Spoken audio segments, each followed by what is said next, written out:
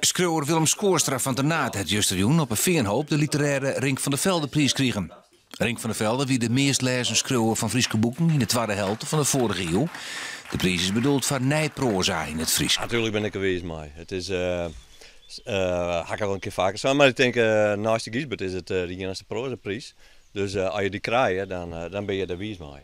Skoorstra krijgt de prijs voor zijn boek De Nacht van Mare. Het gaat over verslaving en relaties, maar het is echt rock and roll.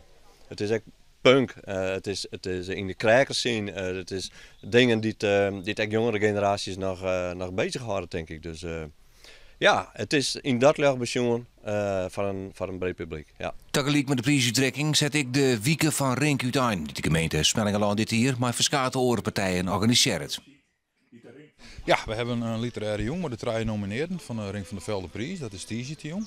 Donderdag jong is er de uitslag van de kroegverhalen wedstrijd die we uitgekregen hebben. In Café Markt zegt uiteraard, we die uitslag bekendmaken. En de winnaar die krijgt een hele lekkere prijs.